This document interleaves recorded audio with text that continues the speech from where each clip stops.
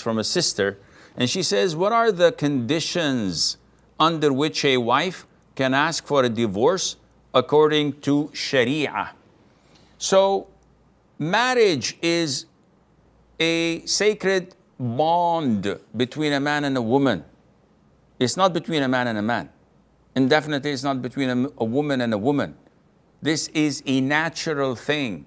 It's a religious thing in all religions, that it's between a man and a woman.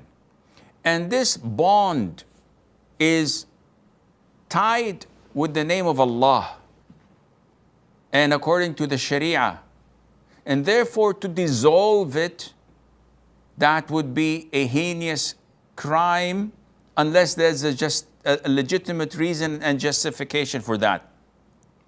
And this is why when Harut and Marut, the angels, were sent to test the people, and they told them, do not learn from us, because if you learn from us, we teach you black magic, and that would take you out of the fold of Islam. We are a test from Allah.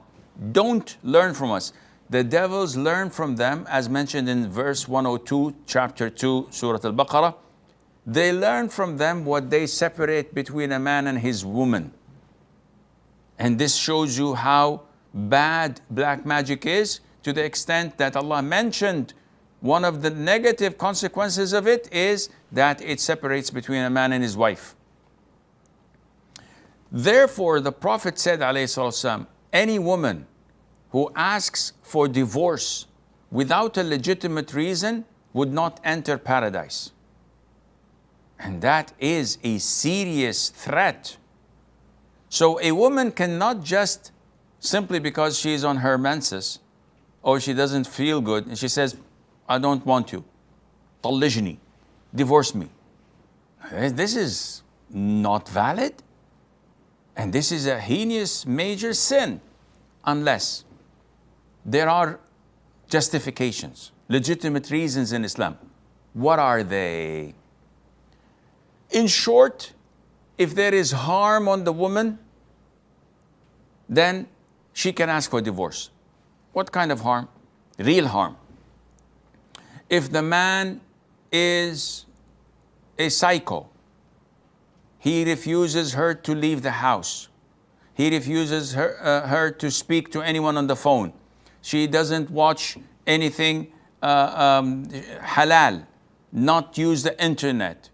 And he is keeping her as a prisoner of war. This is totally haram. This is real harm, and she can ask for divorce. If he prevents her from seeing her parents and relatives, she can ask for divorce.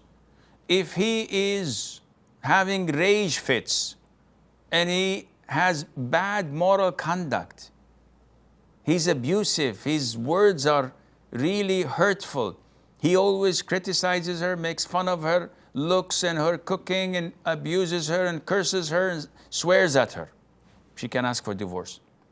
If he is really ugly and she's unable to look at his face, as is in the hadith of Thabit ibn Qais, where his wife could not look at him, and she said, had I not feared Allah, I would have spitted in his face whenever I look at him, because of his ugliness. This is a legitimate reason.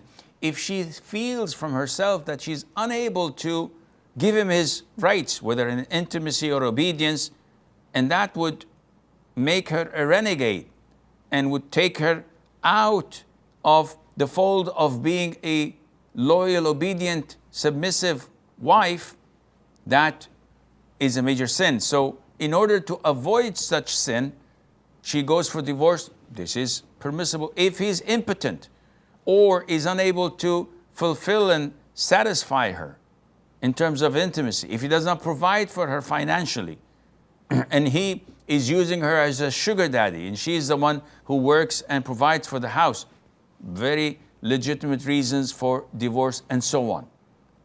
But if she asks for divorce for no reason, I don't like him, he doesn't take me to Côte d'Azur, every year. He doesn't change the furniture every 6 months. I just have doubts that he has a haram relationship. No proof, but it's just my gut feeling.